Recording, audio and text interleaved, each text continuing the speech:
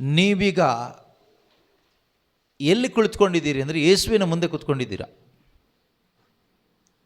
V are in the presence of Jesus Christ,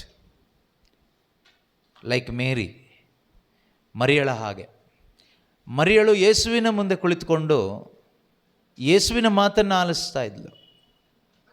ಅದೇ ರೀತಿಯಲ್ಲಿ ನಾವೀಗ ಯೇಸುವಿನ ಮುಂದೆ ಕುಳಿತುಕೊಂಡಿದ್ದೇವೆ ಎಂಬ ಒಂದು ವಿಶ್ವಾಸದಲ್ಲಿ ಅವರ ಮಾತುಗಳನ್ನು ನಾವು ಆಲಿಸಲಿಕ್ಕೋಸ್ಕರ ನಮ್ಮ ಹೃದಯವನ್ನು ಅವ್ರ ಮುಂದೆ ಓಪನ್ ಮಾಡಿ ಇಡೋಣ.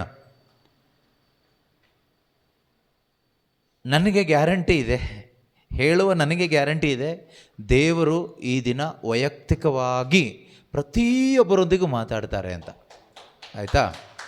ಕೇಳುವ ನಿಮಗೆ ಗ್ಯಾರಂಟಿ ಇದ್ದರೆ ಖಂಡಿತವಾಗಲೂ ನೀವು ನಿಮ್ಮೊಂದಿಗೆ ಮಾತನಾಡುವ ದೇವರ ಸ್ವರವನ್ನು ನಿಮ್ಮ ಹೃದಯದಲ್ಲಿ ನೀವು ಕೇಳಿಸ್ಕೊಳ್ತೀರಿ. ಅದಾದ ಮೇಲೆ ನೆಕ್ಸ್ಟ್ ಸ್ಟೆಪ್, ಅದನ್ನು ಅನುಸರಣೆ ಮಾಡೋದು ಬಿಡೋದು ಅದು ನಿಮ್ಮ ಫ್ರೀಡಮ್, ನಿಮಗೆ ಬಿಟ್ಟಿದ್ದು. ದೇವರು ಯಾರನ್ನೂ ಕೂಡ ಬಲಾತ್ಕಾರ ಮಾಡೋದಿಲ್ಲ, ಫೋರ್ಸ್ ಮಾಡೋದಿಲ್ಲ. ಕಾರಣ ಏನು ಅಂದರೆ ಗಾಡ್ ಈಸ್ ಲವ್. ದೇವರು ಪ್ರೀತಿ ಸ್ವರೂಪಿ ಆಗಿರೋದರಿಂದ ದೇವರು ಯಾರ ಫ್ರೀಡಮ್ನೂ ಕೂಡ ಟಚ್ ಮಾಡೋದಿಲ್ಲ. ಹಾಗೆ ಟಚ್ ಮಾಡೋದಾಗಿದ್ದರೆ ಪ್ರಪಂಚದಲ್ಲಿ ಎಲ್ಲರನ್ನೂ ದೇವರು ರಿಪೇರಿ ಮಾಡ್ಬೋದಾಗಿತ್ತು, ಸರಿ ಮಾಡ್ಬೋದಾಗಿತ್ತು. ನಮ್ಮ ಮೈಂಡಿಗೆ ಈ ಪ್ರಶ್ನೆ ಬರ್ಬೋದು, ದೇವರು ಸರ್ವಶಕ್ತರಲ್ವಾ? Is not god almighty? Yes, he is always almighty. ಅವರು ಸರ್ವಶಕ್ತರೇನೆ. Is not is compassionate always? Yes, he is compassionate. ಅವರು ಕರುಣಾಭರಿತ, ಪ್ರೀತಿ ಸ್ವರೂಪಿ ಅಲ್ವಾ? ಹೌದು, ಅವರು ಪ್ರೀತಿ ಸ್ವರೂಪಿನೇ. ಆದರೆ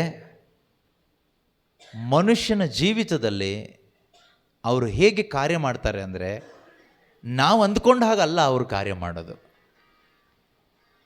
ಹೀ has his own way to work in your life. ದೇವರಿಗೆ ಅವರದೇ ಆದ ರೀತಿ ಇದೆ, ಅವರದೇ ಆದ ದಾರಿ ಇದೆ ನಮ್ಮ ಜೀವನದಲ್ಲಿ ಕೆಲಸ ಮಾಡಲಿಕ್ಕೆ. ನಮ್ಮ ಜೀವನದಲ್ಲಿ ಮಾತ್ರ ಅಲ್ಲ, ಈ ಪ್ರಪಂಚದಲ್ಲಿ ದೇವರಿಗೆ ಕಾರ್ಯ ಮಾಡಲಿಕ್ಕೆ ಅವರದೇ ಆದ ದಾರಿ ಇದೆ. He has his own timing, he has his own way to work in your life, on this earth and everywhere. He does everything according to his timing, his plans, his purpose, his will. ಅವರ ಇಚ್ಛೆ ಪ್ರಕಾರ, ಅವರ ದಾರಿಯಲ್ಲಿ, ಅವರು ನಿಶ್ಚಯಿಸಿದ ಸಮಯದಲ್ಲಿ ಈ ಲೋಕದಲ್ಲಿ ಅವರು ಪ್ರತಿಯೊಂದು ಕಾರ್ಯಗಳನ್ನ ಮಾಡ್ತಾರೆ. ನಾವೇನೋ ಪ್ರಾರ್ಥನೆ ಮಾಡಿದ್ರಿಂದ ಅವರೇನೋ ಚೇಂಜ್ ಆಗುವಂಥ ದೇವರಲ್ಲ, ಅಥವಾ ನಾವೇನೋ ಚೇಂಜ್ ಆಗಿದ್ದರಿಂದ ಅವ್ರು ಚೇಂಜ್ ಆಗುವಂಥ ದೇವರು ಅಲ್ಲ.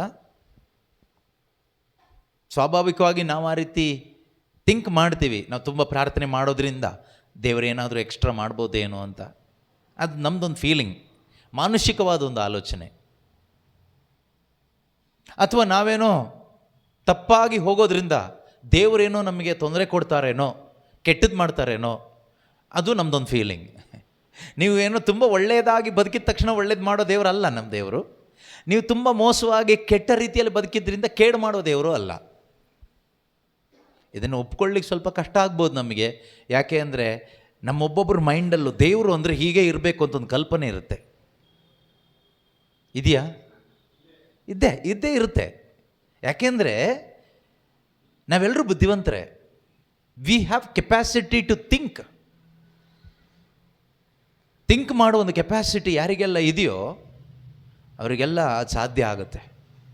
ಮಾತ್ರ ಅಲ್ಲ, ಅದಕ್ಕೆ ಸಪೋರ್ಟ್ ಮಾಡಲಿಕ್ಕೆ ಏನಿದೆ ಕೇಳಿದರೆ ರಿಲಿಜಿಯನ್ ಇದೆ, ಧರ್ಮ ಇದೆ. ರಿಲಿಜಿಯನ್ ಅನ್ನೋದಿದೆ. ನಾವು ಯಾವುದಾದ್ರೂ ಒಂದು ರಿಲಿಜಿಯನ್ನಲ್ಲಿ ಇರಲೇಬೇಕು. ದೇವರಿಲ್ಲ ಅನ್ನೋದು ಒಂದು ರಿಲಿಜಿಯನ್, ಎಥಿಯಸ್ಟ್. ದೇವರೇ ಇಲ್ಲ ಅಂತ ಅವನ ಮೈಂಡಲ್ಲಿ ಅವನು ಸೆಟ್ ಮಾಡ್ಕೊಂಡಿರ್ತಾನೆ. ದೇವರಿಲ್ಲ ಅನ್ನುವ ಒಂದು ಕಾನ್ಸೆಪ್ಟ್. ಹೇಗೆ ದೇವರಿಲ್ಲ? ಹೀಗೆ, ಈ ಕಾರಣಕ್ಕೋಸ್ಕರ ದೇವರಿಲ್ಲ, ಇಂತಿಂಥ ಕಾರಣಕ್ಕೋಸ್ಕರ ದೇವರಿಲ್ಲ. ಈ ದೇವರಿಲ್ಲ ಅನ್ನೋದೇ ಅವನ ದೇವರು.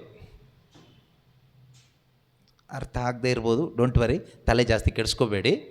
ಓಕೆ, ದೇವರಿಲ್ಲ ಅನ್ನೋವನಿಗೂ ದೇವರಿದ್ದಾರೆ. ಅದು ಯಾವುದು ಕೇಳಿದರೆ ದೇವರಿಲ್ಲ ಅಂತ ಇದೆಯಲ್ಲ concept, that concept it self is his god.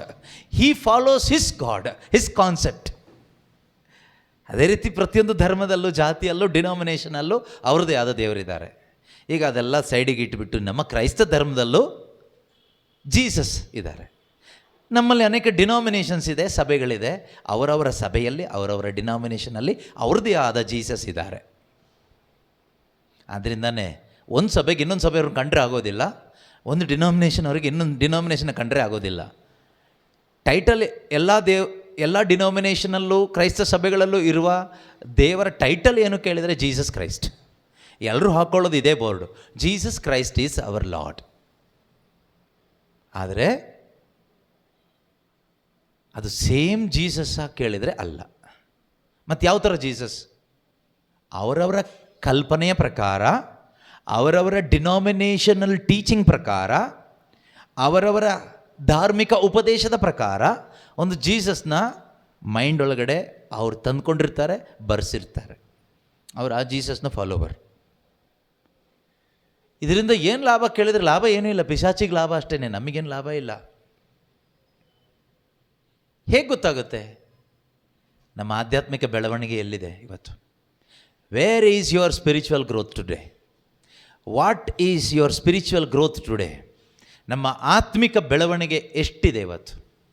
ಎಷ್ಟರ ಮಟ್ಟಿಗೆ ಆತ್ಮಿಕವಾಗಿ ನಾವು ಬೆಳೆದಿದ್ದೀವಿ? ಆತ್ಮಿಕ ಬೆಳವಣಿಗೆ ಅಂದರೆ ಎಷ್ಟರ ಮಟ್ಟಿಗೆ ನನಗೆ ಪ್ರೀತಿಯಲ್ಲಿ ಜೀವಿಸಲಿಕ್ಕೆ ಇವತ್ತಾಗ್ತಾ ಇದೆ, ಎಷ್ಟರ ಮಟ್ಟಿಗೆ ಪವಿತ್ರತೆಯಲ್ಲಿ ಜೀವಿಸಲಿಕ್ಕೆ ನಮಗೆ ಸಾಧ್ಯವಾಗ್ತಾ ಇದೆ. ಆ್ಯಸ್ ಕ್ರಿಶ್ಚಿಯನ್ಸ್, ಕ್ರೈಸ್ತರಾಗಿದ್ದು, we claim that we are the children of the true God. ನಾವು ನಿಜವಾದ ದೇವರ ಮಕ್ಕಳು ಅಂತ ನಾವು ಕ್ಲೈಮ್ ಮಾಡ್ತೀವಿ, ಓಕೆ. ಆದರೆ ಎಷ್ಟು ಜನಕ್ಕೆ ಆ ದೇವರನ್ನ, ನಿಜವಾದ ದೇವರನ್ನ ಫಾಲೋ ಮಾಡಲಿಕ್ಕೆ ಆಗ್ತಾ ಇದೆ? ದೇವರನ್ನ ಫಾಲೋ ಮಾಡೋದು, ಯೇಸುವನ್ನು ಫಾಲೋ ಮಾಡೋದು ಅಂದರೆ ಇಷ್ಟೇ, ಪ್ರೀತಿಯಲ್ಲಿ ಜೀವಿಸೋದಷ್ಟೇ. Because God is love. When you are walking in love, you are following God, you are following Jesus. Because Jesus Christ is the manifestation of God. He is the visible image of the invisible God. ಕಣ್ಣಿಗೆ ಕಾಣದ ದೇವರ ರೂಪವೇ Yesu Krista, Bible ಹೇಳುತ್ತೆ. ಕೊಲೊಸ್ಸೆ 1:15 ಅನಿಸುತ್ತೆ. ಕಣ್ಣಿಗೆ ಕಾಣದೇ ಇರತಕ್ಕಂಥ ಅದೃಶ್ಯ ದೇವನ ಸದೃಶ್ಯ ರೂಪವೇ ಯೇಸು ಕ್ರಿಸ್ತ. ಯೇಸು ಕ್ರಿಸ್ತರು ಈ ಭೂಮಿಗೆ ಬಂದು ಏನು ತೋರಿಸ್ಕೊಟ್ರು? ಏನು ತೋರಿಸ್ಕೊಟ್ರು ಕೇಳಿದರೆ ದೇವರು ಯಾರು ಅಂತ ತೋರಿಸ್ಕೊಟ್ರು. ಅದೃಶ್ಯನಾಗಿದ್ದ ದೇವರು, ಅದೃಶ್ಯ ದೇವನ ಸದೃಶ್ಯ ರೂಪ ಯೇಸು. ಹೂ ಈಸ್ ಜೀಸಸ್ ಅಂತ ಕೇಳಿದರೆ, he is the visible image of invisible God. God incarnated, ದೇವರು ಮನುಷ್ಯನಾಗಿ ಅವತರಿಸಿದ ಆ ಮನುಷ್ಯಾವತಾರವೇ ಯೇಸು ಕ್ರಿಸ್ತ. ಒಂದು ವೇಳೆ ಯೇಸು ಸ್ವಾಮಿ ಈ ಭೂಮಿಗೆ ಮನುಷ್ಯನಾಗಿ ಬಾರದೇ ಇದ್ದಿದ್ರೆ ಖಂಡಿತವಾಗಲೂ ದೇವರನ್ನ ಅರ್ಥ ಮಾಡ್ಕೊಳ್ಳಲಿಕ್ಕೆ ನನಗೂ ನಿಮಗೂ ಯಾರಿಗೂ ಆಗ್ತಾ ಇರಲಿಲ್ಲ. Unless God himself reveals it to us. ಆದರೆ ಈಗ ನಮಗೆ ಅರ್ಥ ಮಾಡ್ಕೊಳ್ಳಲಿಕ್ಕೆ ತುಂಬ ಸುಲಭ. ಹೇಗೆ ಅಂದರೆ looking on to Jesus, because he is the exact image, express image of God. Hebrews chapter 1:2, ಹಿಬ್ರಿಯರಿಗೆ ಬರೆದ ಪತ್ರಿಕೆ 1ನೇ ಅಧ್ಯಾಯ 2ನೇ ವಾಕ್ಯ ಹೇಳುತ್ತೆ, ಯೇಸು ಕ್ರಿಸ್ತರು ದೇವರ ಎಕ್ಸ್ಪ್ರೆಸ್ ಇಮೇಜ್, ಎಕ್ಸಾಕ್ಟ್ ಇಮೇಜ್.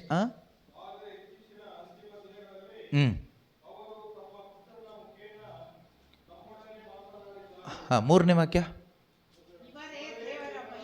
ಇವರೇ ದೇವರ ಮಹಿಮೆಯ ಪಡಿಯಚ್ಚು, ತೇಜಸ್ಸು, ದೈವತ್ವದ ಪಡಿ ಅಚ್ಚು, ದೈವತ್ವದ ಪಡಿ ಅಚ್ಚು. Express image of god, exact image of god. ದೇವ್ರನ್ನ ಯಾರು ಕಂಡಿಲ್ಲ, ದೇವ್ರನ್ನ ಯಾರು ನೋಡಿಲ್ಲ. ಯಾಕಂದರೆ ದೇವರು ಆತ್ಮಸ್ವರೂಪಿ ಆಗಿದ್ದರು, ಯಾರು ನೋಡಿಲ್ಲ. ಮತ್ತು ದೇವರು ಪ್ರೀತಿ ಸ್ವರೂಪ ಅಂತ ಹೇಳ್ತಾರೆ. ಆ ಪ್ರೀತಿ ಹೇಗಿರುತ್ತೆ ಅಂತ ಯಾರಿಗೂ ಗೊತ್ತಿಲ್ಲ. But Jesus Christ demonstrated the love of God in his physical body. ಯೇಸುಕ್ರಿಸ್ತರು ತಮ್ಮ ದೇಹದ ಮುಖಾಂತರ ದೇವರ ಪ್ರೀತಿಯನ್ನು ತೋರಿಸಿಕೊಟ್ಟರು.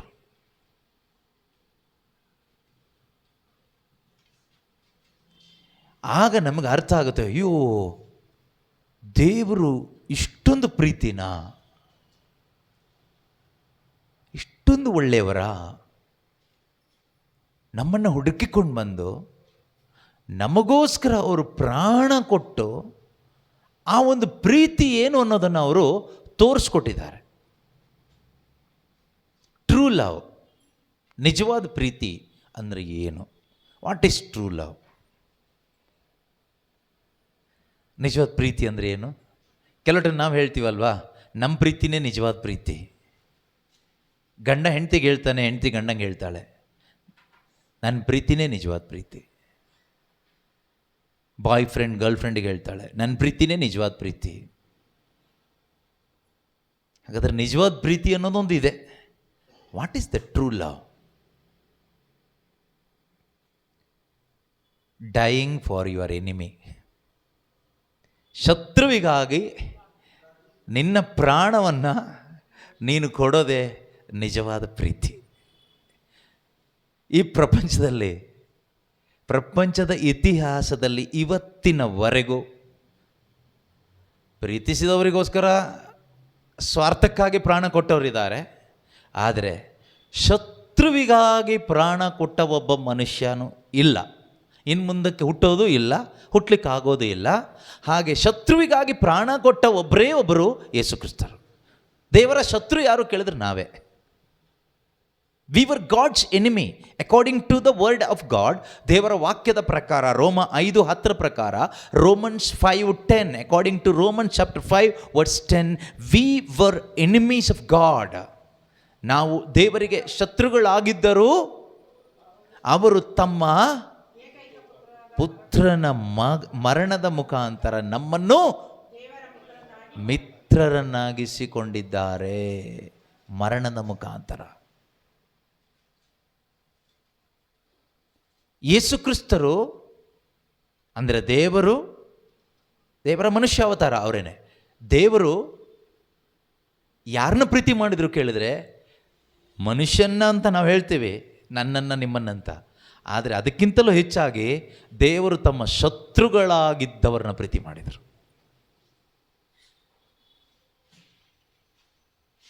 ಆ ಯೇಸು ಇವತ್ತು ನನಗೂ ನಿಮಗೂ ಹೇಳ್ತಾ ಇರೋದೇನು ಗೊತ್ತಾ? ಲವ್, ನೀವು ಪ್ರೀತಿಸಿರಿ. ನಾನು ನಿಮ್ಮನ್ನು ಪ್ರೀತಿಸಿದಂತೆ ನೀವು ಪ್ರೀತಿ ಮಾಡಿ ಅಷ್ಟೇ. ಆಗಲ್ಲ ಅಂತ ಹೇಳಬೇಡಿ, ಟ್ರೈ ಮಾಡಿ. Try your best. ನಮ್ಮ ಮನೇಲಿರೋ ಜೊತೆಲಿರೋರನ್ನೇ ಪ್ರೀತಿ ಮಾಡೋಕ್ಕಾಗ್ತಾ ಇಲ್ಲ ನಮಗಲ್ವಾ? ಇನ್ನು ನಾವು ಎಲ್ಲಿ ಶತ್ರುಗಳನ್ನ ಪ್ರೀತಿ ಮಾಡೋದು? ಆದ್ದರಿಂದನೇ ದೇವರಿಗೆ ವಿಷಯ ಗೊತ್ತು, ಇವರಿಗಾಗಲ್ಲ ಅಂತ. ಆದ್ದರಿಂದ ದೇವ್ರು ಹೇಳ್ತಾರೆ, ನಾನು ನಿಮಗೆ ಮತ್ತೊಬ್ಬ ಪೋಷಕನನ್ನು ಕೊಡ್ತೇನೆ.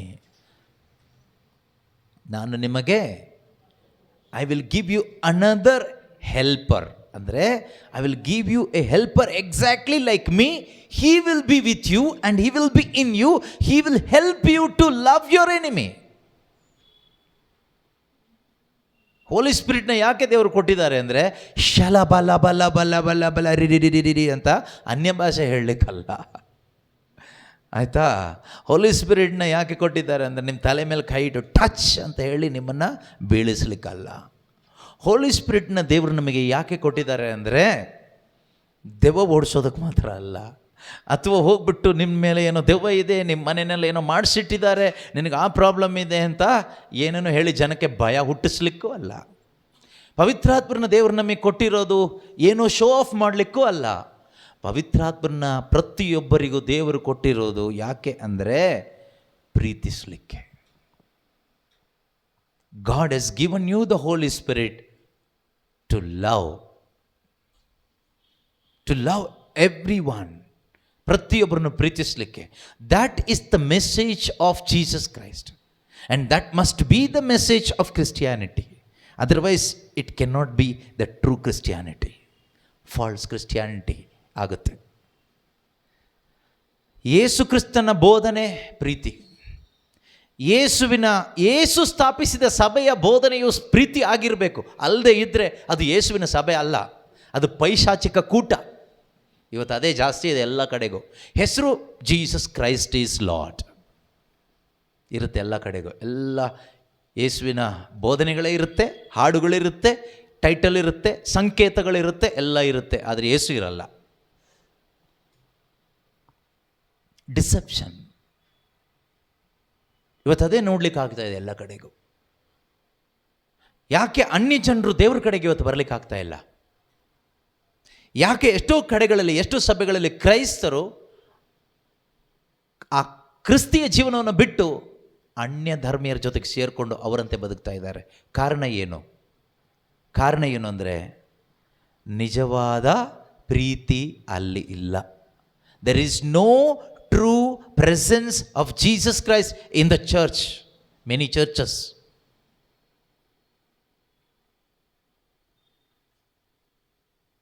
ನೀವೊಬ್ಬರನ್ನೊಬ್ಬರು ಪ್ರೀತಿಸುವಾಗ ಅಲ್ಲಿ ದೇವರಿರ್ತಾರೆ. When you love one another, God is there. ನೀವೊಬ್ಬರನ್ನೊಬ್ಬರು ದ್ವೇಷಿಸುವಾಗ God's enemy Satan will be there. ಪಿಶಾಚಿ ಅಲ್ಲಿರ್ತಾನೆ.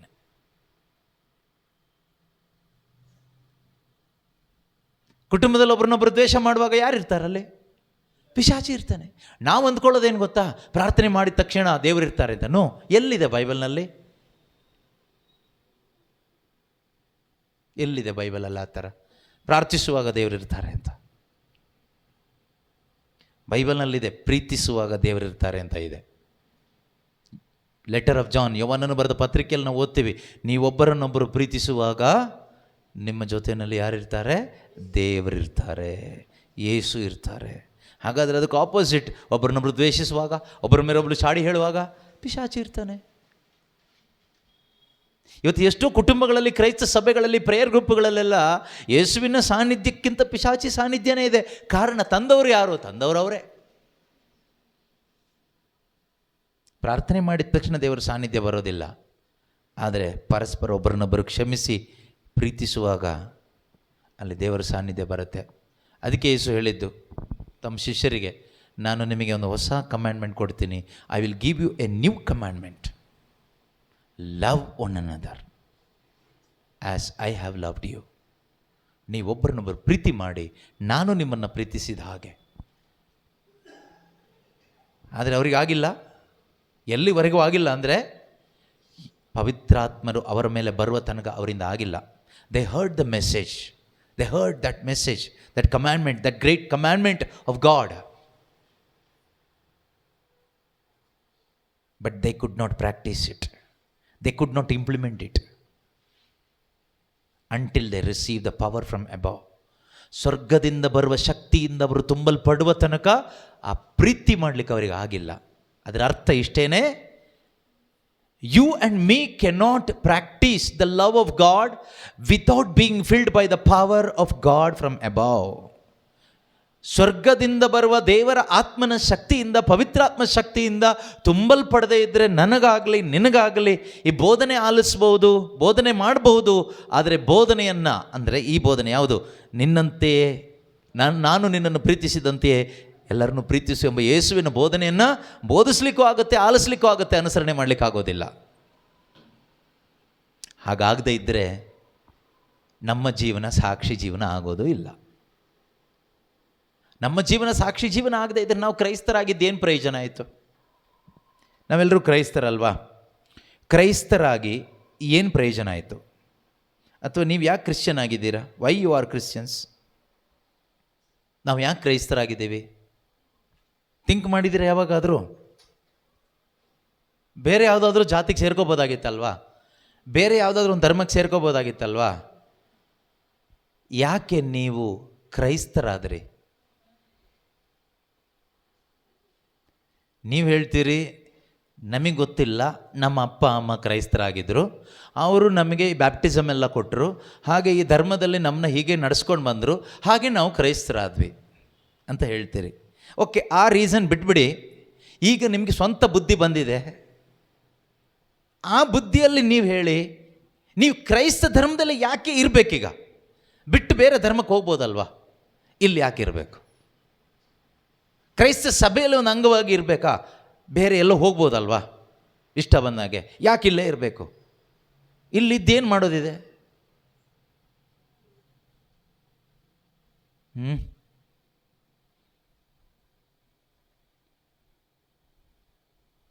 ಥಿಂಕ್ ಮಾಡಿ, ಯಾಕಿರಬೇಕು?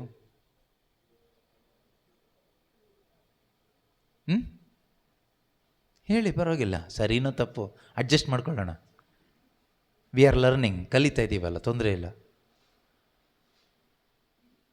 ಯಾಕಿರಬೇಕು? ದೇವರ ಸಾಮ್ರಾಜ್ಯ ಕಟ್ಟಲಿಕ್ಕೆ ಇಲ್ಲಿರಬೇಕು. ಓಕೆ,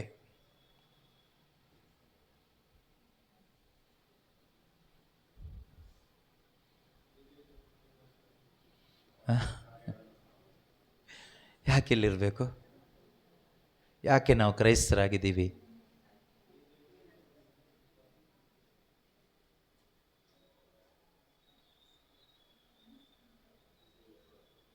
ಯಾಕಿರಬಹುದು? ದೇವರ ಪ್ರತಿರೂಪ ಯೇಸು, ಯೇಸುವಿನ ಪ್ರತಿರೂಪ ನಾವಾಗಲಿಕ್ಕೋಸ್ಕರ. Okay,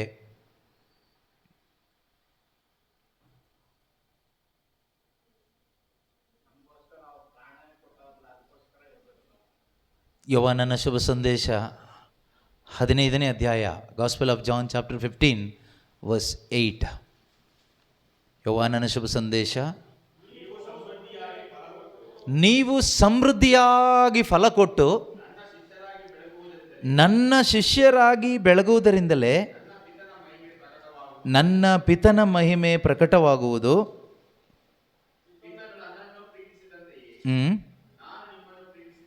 okay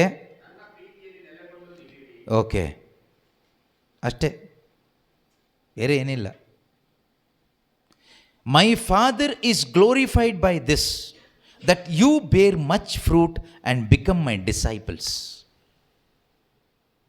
This is the reason. ಪಿತನಾದ ದೇವರಿಗೆ ಮಹಿಮೆ ಆಗಬೇಕು ನನ್ನ ಜೀವನದ ಮುಖಾಂತರ, ಅದಕ್ಕಾಗಿ ನಾನು ಇಲ್ಲಿರಬೇಕು.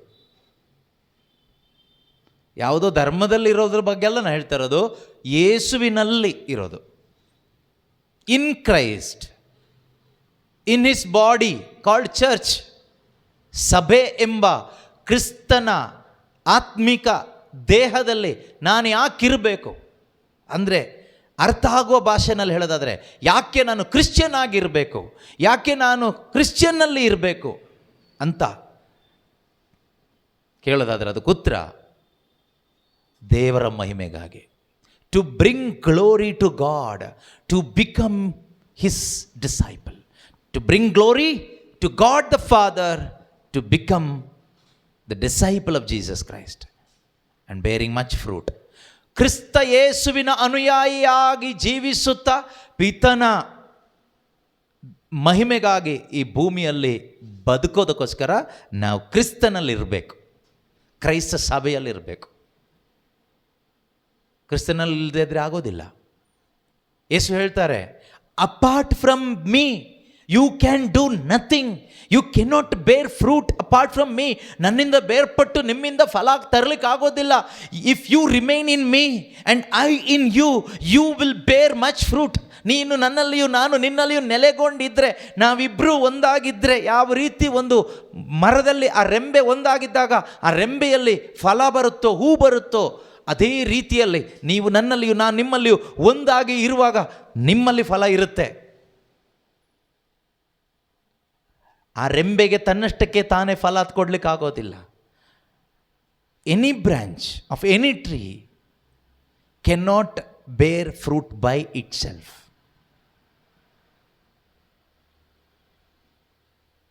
If that branch is connected with the root or the trunk or through the trunk, if it is connected to the root, then only it can bear the fruit. And that trunk, that root is Jesus Christ. ಎಷ್ಟು ಹೇಳ್ತಾರೆ, I am the vine and you are the branches. ನಾನೇ ದ್ರಾಕ್ಷಾ ಬಳ್ಳಿ, ನೀವು ಕವಲು. You are the branches. Remain in me, ನನ್ನಲ್ಲಿ ನೆಲೆಗೊಂಡಿರಿ, so that you will bear fruit. When you are bearing fruit, through that bearing of fruit, God will be glorified through you. That is the purpose of your creation. ಹಾಗಾದರೆ ದೇವರ ಸೃಷ್ಟಿಯ ಉದ್ದೇಶನೂ ಅದೇ. ಸೃಷ್ಟಿ ಮಾಡಿದ್ಯಾಕೆ ಗೊತ್ತಾ? ಪಿತನ ಮಹಿಮೆಗಾಗಿ, ದೇವರ ಮಹಿಮೆಗಾಗಿ. ಆದರೆ ಸೈತಾನ ಮನುಷ್ಯನ ತಲೆ ಕೆಡಿಸಿ ಎಲ್ಲಿಗೆ ರಿವರ್ಸ್ ಮಾಡಿದ್ದಾನೆ ಗೊತ್ತಾ? ಸ್ವಮಹಿಮೆ. Live for your own glory. ನಿನ್ನನ್ನು ಜನ ಗುರುತಿಸ್ಬೇಕು. ನೀನು ಹಿಂಗೆ ಬದುಕಿದ್ರೆ ನಿನ್ನನ್ನು ಯಾರು ಗುರುತಿಸ್ತಾರೆ? ಸೊ ನಿನ್ನನ್ನು ಜನ ಗುರುತಿಸ್ಬೇಕಾದ್ರೆ ನೀನು ಎಲ್ಲರ ಥರ ಇದ್ದರೆ ಪ್ರಯೋಜನ ಇಲ್ಲ. You have to do something extraordinary. Not ordinary, extraordinary. ಏನಾದರೂ ಎಕ್ಸ್ಟ್ರಾ ಆರ್ಡಿನರಿ ಮಾಡಬೇಕು. ಎಲ್ಲರೂ ಇಲ್ಲೇ ಸ್ಟಡಿ ಮಾಡ್ತಾರೆ ಇಂಡಿಯಾದಲ್ಲಿ. ನೀನು ಇಲ್ಲೇ ಸ್ಟಡಿ ಮಾಡಿದರೆ ನೀನು ಎಕ್ಸ್ಟ್ರಾ ಆರ್ಡಿನರಿ ಆಗೋದಿಲ್ಲ. ನೀನು ಫಾರಿನ್ಗೆ ಹೋಗಿ ಸ್ಟಡಿ ಮಾಡಬೇಕು. ನಿಮ್ಮ ಮಕ್ಕಳು ಇಲ್ಲೇ ಸ್ಟಡಿ ಮಾಡಿದರೆ ಅದು ಆರ್ಡಿನರಿ ಆಯಿತು. ಎಕ್ಸ್ಟ್ರಾ ಆರ್ಡಿನರಿ ಅಂದರೆ ಅಲ್ಲಿ ಹೋಗಬೇಕು. ನಿಮ್ಮ ಮಕ್ಕಳು ಗೌರ್ಮೆಂಟ್ ಸ್ಕೂಲಲ್ಲಿ ಓದಿದರೆ ಆರ್ಡಿನರಿ. ಬೇರೆ CBSE, ICSE, English medium, extra ordinary ಮಾಡಿ ಮನುಷ್ಯನ ಹಾಳಾಗೆ ಹೋಗ್ತಾ ಇದ್ದೇನೆ ಇವತ್ತು. ಎಲ್ಲರೂ ಮೈ ತುಂಬ ಡ್ರೆಸ್ ಹಾಕ್ತಾರೆ, ಇದು ಆರ್ಡಿನರಿ. ಈಗ ಅರ್ಧಂಬರ್ಧ ಹಾಕಬೇಕು, ಎಕ್ಸ್ಟ್ರಾ ಆರ್ಡಿನರಿ. ಅರ್ಧಂಬರ್ಧ ಹಾಕೋದು ಹೋಯ್ತು, ಈಗ ಏನೂ ಇಲ್ಲದೆ ಇರೋ ಪರಿಸ್ಥಿತಿ, ಎಕ್ಸ್ಟ್ರಾ ಆರ್ಡಿನರಿ. ಜನ ಗುರುತಿಸ್ಬೇಕಲ್ಲ ನಿನ್ನನ್ನು. ಜನ ನೋಡಬೇಕು, ಜನ ಗುರುತಿಸ್ಬೇಕು, ಮಾತಾಡ್ಕೋಬೇಕು.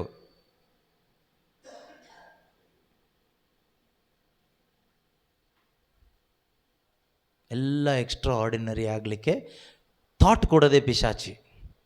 For self glory.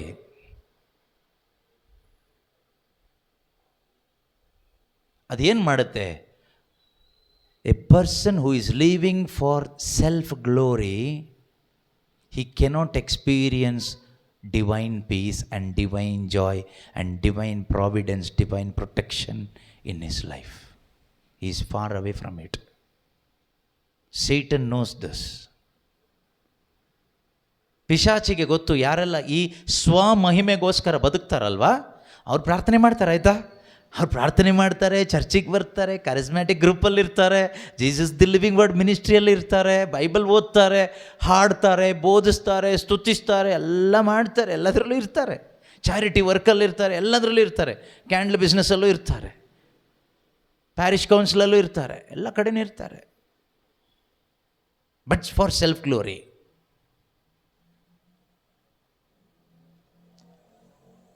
ಅವ್ರು ಗುರುತಿಸಲ್ಪಟ್ಟಿಲ್ಲ ಅಂದರೆ ಅವ್ರಿಗೆ ತುಂಬ ಗಾಯ ಆಗುತ್ತೆ, ನೋವಾಗುತ್ತೆ, ಬೇಜಾರಾಗುತ್ತೆ.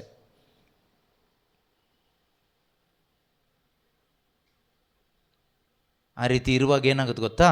ಅದರ ನಷ್ಟ, ಅದರಿಂದ ನಿಮಗಾಗುವಂಥ ನಷ್ಟ, what you are going to lose, ಅದು ಗೊತ್ತಾಗಬೇಕು. ದೈವಿಕ ಸಮಾಧಾನ ನಿನಗೆ ಸಿಗಲ್ಲ. ನೀನು ಸಮಾಧಾನ ಹುಡುಕ್ತೀಯ, ಸಿಗಲ್ಲ. Where is the problem? It's in the root. It is in the heart. You are away from the root. Your heart is away from the root called Jesus Christ. ಯೇಸು ಆಗಿರ್ತಕ್ಕಂಥ ಆ ಬೇರಿಗೆ ಅಥವಾ ಮೂಲ ಬಳ್ಳಿಯಿಂದ ನೀನು ದೂರ ಆದೆ. Who has deceived you? Satan, the deceiver, the liar, the ಸುಳ್ಳುಗಾರ, ವಂಚಕ. ಅವನು ವಂಚಿಸ್ತಾ ನಿನ್ನ ಮನಸ್ಸೊಳಗಡೆ ಈ ಆಲೋಚನೆ ಕೊಟ್ಟ, ಏನು? ನೀನು ಯಾರು ಅಂತ ತೋರಿಸ್ಬೇಕು. ನೀನು ಯಾರು ಅಂತ ತೋರಿಸ್ಬೇಕು. ಇವಾಗ ಸೋಷಿಯಲ್ ಮೀಡಿಯಾದಲ್ಲಿ ನೋಡಿ ಎಷ್ಟೊಂದು ಕಾಂಪಿಟೇಷನ್, ಎಲ್ಲದಕ್ಕೂ ಕಾಂಪಿಟೇಷನ್ನೇ ಇದೆಯಾ? ಕಾಂಪಿಟೇಷನ್ ಇದೆಯಾ? ಸ್ಕೂಲಲ್ಲಿ ಕಾಂಪಿಟೇಷನ್ ಇದೆಯಾ? ಮನೆಯಲ್ಲಿ ಕಾಂಪಿಟೇಷನ್ ಇದೆಯಾ? ಚರ್ಚಲ್ಲಿ ಕಾಂಪಿಟೇಷನ್ ಇದೆಯಾ? ಕೊಯರಲ್ಲಿ ಮ್ಯೂಸಿಕ್ ಕಾಂಪಿಟೇಷನ್ ಇದೆಯಾ? ಕ್ರಿಸ್ಮಸ್ ಬಂದರೆ ಸಾಕು, ಅಥವಾ ಯಾವುದಾದ್ರು ಹಬ್ಬ ಬಂದರೆ ಸಾಕು, ಸ್ಪೆಷಲ್ ಒಕೇಶನ್ ಬಂದರೆ ಸಾಕು, ಮ್ಯೂಸಿಕ್ ಕಾಂಪಿಟೇಷನ್ ಇದೆಯಾ? ಹಾಡು ಕಾಂಪಿಟೇಷನ್. ಯಾವ ತಂಡ, ಯಾವ ಚರ್ಚ್ನವರು ಚೆನ್ನಾಗಿ ಹಾಡ್ತಾರೋ ಅವರಿಗೆ ಪ್ರೈಸ್.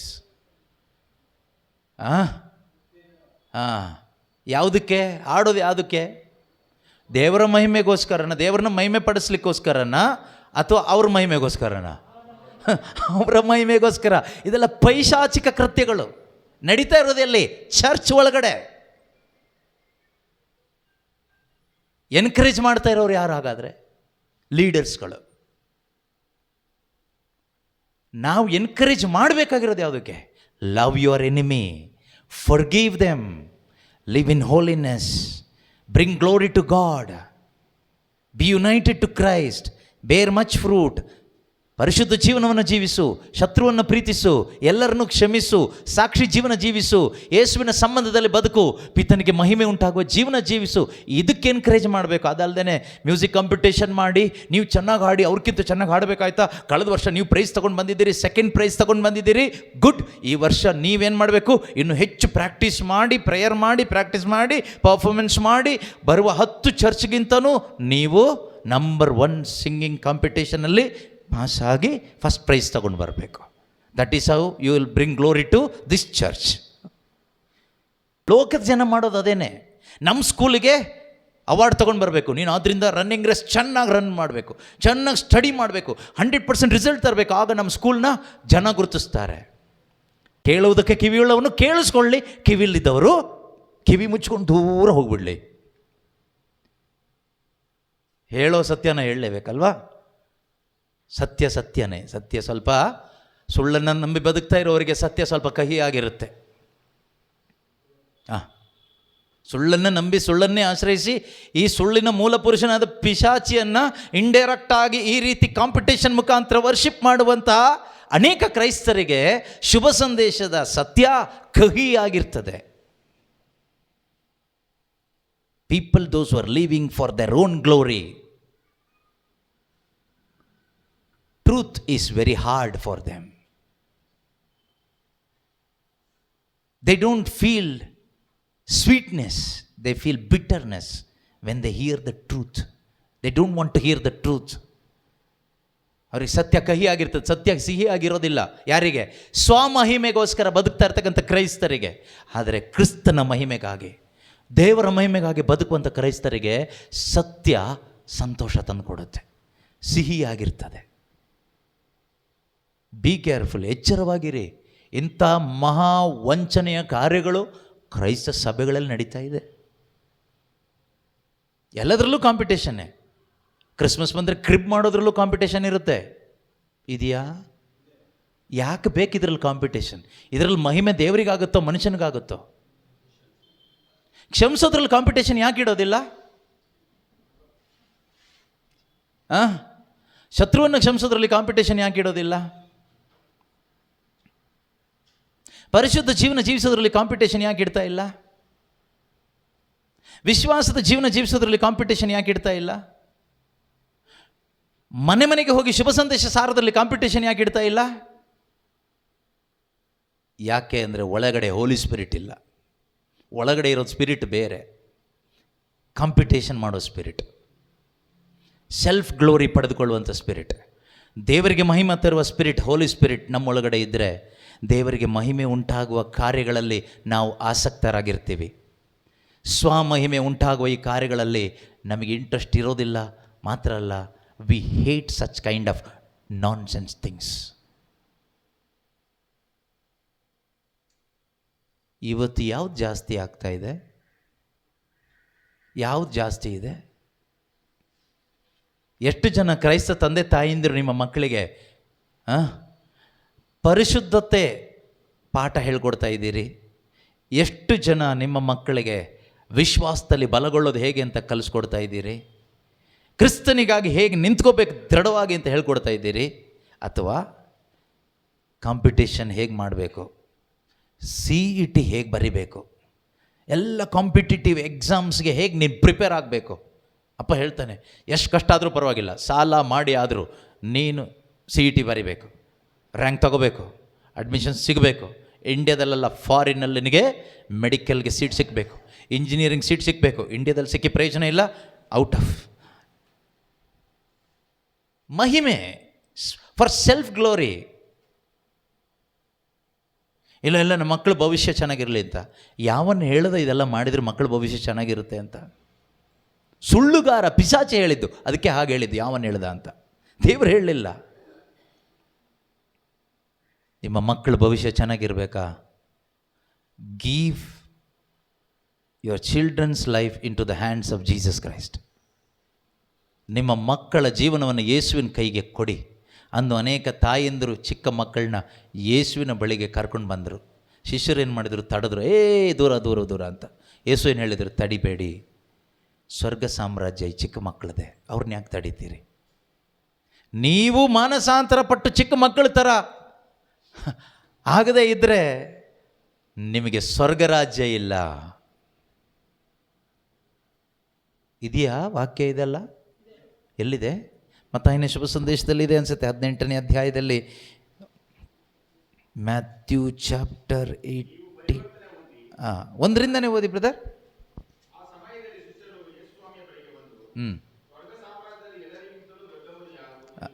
ಓಕೆ. ಯೇಸು ದೊಡ್ಡ ಒಬ್ಬ ಫರಿಸಾಯನ ಹತ್ರ ಕರೆದಿಲ್ಲ, ಯೇಸು ಒಬ್ಬ ದೊಡ್ಡ ಪ್ರೀಚರ್ನ ಹತ್ರ ಕರೆದಿಲ್ಲ, ಯೇಸು ಒಬ್ಬ ದೊಡ್ಡ ಪ್ರವಾದಿಯನ್ನು ಹತ್ರ ಕರೆದಿಲ್ಲ. ಯೇಸು ಮುಂದೆ ಪೇತ್ರ ನೀನು ಬಂಡೆ, ಈ ಬಂಡೆ ಮೇಲೆ ನನ್ನ ಸಭೆ ಕಟ್ತೀನಿ ಎಂದು ಹೇಳಿದಂಥ ಪೇತ್ರನನ್ನು ಮುಂದೆ ಕರೆದಿಲ್ಲ, ಯಾರನ್ನೂ ಮುಂದೆ ಕರೆದಿಲ್ಲ. ಯಾವ ಗಣನೆಗೂ ಬಾರದ ಒಂದು ಚಿಕ್ಕ ಮಗುನ, ಅಪ್ಪ ಅಮ್ಮನ ಡಿಪೆಂಡ್ ಆಗಿ ಬದುಕು ಒಂದು ಚಿಕ್ಕ ಮಗುನ ಮುಂದೆ ಕರೆದು ಹೇಳ್ತಾರೆ, ಏನಂತ ಹೇಳ್ತಾರೆ?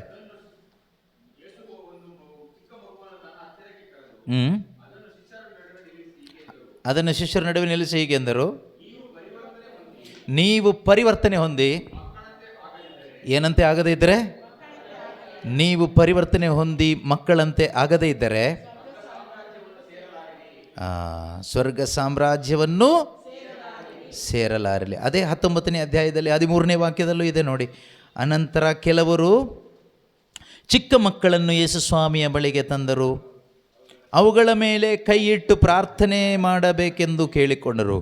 ಶಿಷ್ಯರು ಅವರನ್ನು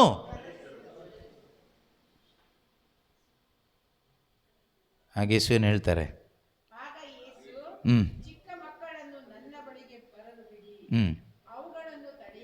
ಚಿಕ್ಕ ಮಕ್ಕಳನ್ನು ನನ್ನ ಬಳಿಗೆ ಬರಲು ಬಿಡಿ, ಅವುಗಳನ್ನ ತಡಿಬೇಡಿ. ಇಂಥವ್ರದೇ ಸ್ವರ್ಗ ಸಾಮ್ರಾಜ್ಯ. ನೀವು ಫರಿಸಾಯರ ಥರ ಆಗಿಬಿಟ್ರೆ ನಿಮಗೆ ಸ್ವರ್ಗ ಸಾಮ್ರಾಜ್ಯ ಸಿಗುತ್ತೆ ಅಂತ ತಿಳ್ಕೊಬೇಡಿ. ನೀವು ದೊಡ್ಡ ಧರ್ಮಶಾಸ್ತ್ರಿಗಳ ಥರ ಆಗಿಬಿಟ್ರೆ ಸ್ವರ್ಗ ಸಾಮ್ರಾಜ್ಯ ಸಿಗುತ್ತೆ ಅಂತ ತಿಳ್ಕೊಬೇಡಿ. ನೀವು ತುಂಬ ಪ್ರೇಯರ್ ಮಾಡಿಬಿಟ್ರೆ ಸ್ವರ್ಗ ಸಾಮ್ರಾಜ್ಯ ಸಿಗುತ್ತೆ ಅಂತ ತಿಳ್ಕೊಬೇಡಿ. ನೀವು ತುಂಬ ಬೈಬಲ್ ವಾಕ್ಯಗಳನ್ನ ಬಯರ್ಟ್ ಮಾಡಿಕೊಂಡು ಬೋಧನೆ ಮಾಡಿಬಿಟ್ರೆ ಸ್ವರ್ಗ ಸಾಮ್ರಾಜ್ಯ ಸಿಗುತ್ತೆ ಅಂತ ತಿಳ್ಕೊಬೇಡಿ. ನೀವು ಚಿಕ್ಕ ಮಕ್ಕಳ ಥರ ಆಗಬೇಕು. ಅದರ ಅರ್ಥ ಮಾನಸಾಂತರ ಪಡಬೇಕು, ಪರಿವರ್ತನೆ ಆಗಬೇಕು, ಒಂದು ರೂಪಾಂತರ ಆಗಬೇಕು, ಒಳಗಡೆ ಒಂದು ರಿಪೆಂಟೆನ್ಸ್ ಬರಬೇಕು. ಹೌದು ದೇವರೇ, ನಾನೇ ಅಹಂಕಾರ ಪಟ್ಟಿದ್ದೇನೆ, ನಾನು ಅಹಂಕಾರಿಯಾಗಿ ಬದುಕಿದ್ದೇನೆ, ನೀನು ಇಷ್ಟೊಂದು ನನ್ನನ್ನು ಪ್ರೀತಿ ಮಾಡಲಿಕ್ಕೋಸ್ಕರ ಆ ಸ್ವರ್ಗವನ್ನು ಬಿಟ್ಟು, ದೇವರ ಪದವಿಯನ್ನು ಬಿಟ್ಟು ಮನುಷ್ಯನಾಗಿ ಈ ಭೂಮಿಗೆ ಬಂದೆ, ಅಷ್ಟೊಂದು ನೀನು ತಗ್ಗಿಸ್ಕೊಂಡೆ ನನ್ನನ್ನು ಪ್ರೀತಿ ಮಾಡೋದಕ್ಕೋಸ್ಕರ, ನಿನಗೆ ಶತ್ರುವಾಗಿದ್ದ ನನ್ನನ್ನು ಪ್ರೀತಿ ಮಾಡೋದಕ್ಕೋಸ್ಕರ ಈ ಭೂಮಿಗೆ ನನ್ನನ್ನು ಹುಡುಕಿಕೊಂಡು ಬಂದು ನನಗಾಗಿ ನೀನು ಪ್ರಾಣ ಕೊಟ್ಟೆ. ಆದರೆ ನಾನು ಮಾಡಿದ್ದೇನು? ಅಹಂಕಾರ ಪಟ್ಟೆ. ಇನ್ನೂ ಕೂಡ ಸ್ವಾರ್ಥದ ಜೀವನ ಜೀವಿಸ್ತಾ ಇದ್ದೀನಿ. ನಾನು ಹೇಗೆ ಹೆಸರು ಮಾಡೋದು, ನನ್ನನ್ನು ಹೇಗೆ ಜನರು ಗುರುತಿಸೋದು, ನನ್ನ ಮಕ್ಕಳನ್ನ ಹೇಗೆ ಜನರು ಗುರುತಿಸೋದು, ನನ್ನ ಮಕ್ಕಳನ್ನ ಜನರು ಗುರುತಿಸ್ಬೇಕು, ನನ್ನ ಕುಟುಂಬನ ಜನರು ಗುರುತಿಸ್ಬೇಕು, ನನ್ನ ಮನೆತನವನ್ನು ಜನರು ಗುರುತಿಸ್ಬೇಕು, ಲೋಕದಲ್ಲಿ ನಾನೊಂದು ಗುರುತಿಸಲ್ಪಟ್ಟವನಾಗಬೇಕು. ನೀನು ಲೋಕದಲ್ಲಿ ಗುರುತಿಸಲ್ಪಟ್ಟವನಾಗಲಿಕ್ಕಾಗಿ ಬದುಕೋದಾದರೆ ಸ್ವರ್ಗದಲ್ಲಿ ನೀನು ಗುರುತಿಸಲ್ಪಡೋದಿಲ್ಲ. If you are seeking identity here on earth, you cannot be identified in heaven in the presence of God.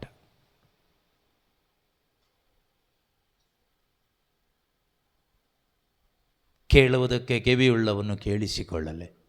ನಿಮಗೆ ಐಡೆಂಟಿಟಿ ಇಲ್ಲಿ ಬೇಕಾ? ನಿಮ್ಮನ್ನು ಇಲ್ಲಿ ಗುರುತಿಸ್ಬೇಕಾ ಜನ? ಇಲ್ಲಿ ಸ್ಥಾನಮಾನ ಬೇಕಾ? ಬೇಕಾದರೆ ಪಡ್ಕೊಳ್ಳಿ, ಸಿಗುತ್ತೆ. ಬೇಕಾದಷ್ಟು ಓಪನ್ ಯೂನಿವರ್ಸಿಟೀಸ್ ಇದೆ, ಓಪನ್ ಇನ್ಸ್ಟಿಟ್ಯೂಷನ್ಸ್, ಚರ್ಚ್ಗಳಲ್ಲೂ ಇದೆ, ಔಟ್ ಆಫ್ ಚರ್ಚು ಇದೆ, ಎವ್ರಿವೇರ್ ಇಟ್ ಈಸ್ ದೇರ್. ಆದರೆ ನಿಮ್ಮನ್ನು ಸ್ವರ್ಗದಲ್ಲಿ ಗುರುತಿಸಲ್ಪಡಬೇಕಾದ್ರೆ ಒಂದೇ ಒಂದು ಸ್ಥಳ, ಯೇಸು ಕ್ರಿಸ್ತನ ಆ ಶಿಲುಬೆಯ ಬಡಿಯಲ್ಲಿ ನೀನು ಮೊಣಕಾಲೂರಿ ನಿನ್ನನ್ನೇ ನೀನು ತಗ್ಗಿಸ್ಕೊಂಡು, ದೇವರೇ ನಾನೊಬ್ಬ ಪಾಪಿ, Lord Jesus, I am a sinner, but you died for me. You died in my place. As my substitute. ನನ್ನ ಬದಲಿಗೆ ನಾನು ಸಾಯಬೇಕಾದ ಸ್ಥಳದಲ್ಲಿ ನನಗೋಸ್ಕರ ನೀನು ಸತ್ತೆ ಯೇಸುವೆ. ನನ್ನ ಪಾಪಕ್ಕಾಗಿ ನೀನು ದಂಡನೆಗೆ ಒಳಗಾದೆ, ಶಿಕ್ಷೆಗೊಳಗಾದೆ ನನ್ನ ರಕ್ಷೆಗಾಗಿ. ಪೆಟ್ಟು ತಿಂದೆ ಕರ್ತನೇ ನನ್ನ ಸ್ವಸ್ಥತೆಗಾಗಿ. ಪಾಪದ ಗಾಯಗಳು ನನ್ನ ಒಳಗಡೆ ಇದ್ದಾಗ ನನ್ನಲ್ಲಿರುವ ಪಾಪದ ಗಾಯವನ್ನು ವಾಸಿ ಮಾಡುವುದಕ್ಕೋಸ್ಕರ, in order to heal my wounds called sin, you wounded for me to bring healing to my soul and spirit. By your stripes I have been healed. Thank you Lord. ಎಂದು ಆ ಪ್ರಭುವಿನ ಆ ಯಾತನೆಯನ್ನು, ಶಿಲುಬೆ ಮರಣವನ್ನು ನೀನು ಧ್ಯಾನ ಮಾಡ್ತಾ ಪಶ್ಚಾತ್ತಾಪಪಟ್ಟು ನಿನ್ನ ಹೃದಯವನ್ನು ದೇವರಿಗೆ ಒಪ್ಪಿಸ್ಕೊಳ್ಳುವಾಗಲೆಲ್ಲ ನೀನು ಸ್ವರ್ಗದಲ್ಲಿ ಗುರುತಿಸಲ್ಪಡ್ತೀಯ.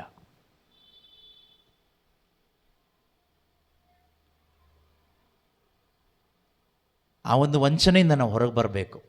ಸೆಲ್ಫ್ ಗ್ಲೋರಿ ಅದೊಂದು ದೊಡ್ಡ ಡಿಸೆಪ್ಷನ್. ನಮಗೆ ತುಂಬ ಈ ಸಮಾಧಾನ ಹಾಳಾಗೋದೇ ಅಲ್ಲಿ, ಆರೋಗ್ಯ ಹಾಳಾಗೋದೇ ಅಲ್ಲಿ, ನೆಮ್ಮದಿ ಹಾಳಾಗೋದೇ ಅಲ್ಲಿ. ಈ ಲೋಕ ಸುಳ್ಳು ಹೇಳುತ್ತೆ. ನಿಮಗೊಂದು ಸ್ಥಾನಮಾನ ಬೇಡವಾ? ಬೇಕೋ ಬೇಡವೋ? ನಿಮಗೊಂದು ಸ್ಥಾನಮಾನ ಬೇಡವಾ? ಜನ ನಿಮ್ಮನ್ನು ಗುರುತಿಸೋದು ಬೇಡವಾ? ನೀವು ಯಾರು ಅಂತ ಈ ಲೋಕಕ್ಕೆ ಗೊತ್ತಾಗಬೇಕೋ ಬೇಡವೋ? ಗೊತ್ತಾಗಬೇಕು. ಜನ ನಿಮ್ಮನ್ನು ಗುರುತಿಸ್ಬೇಕು.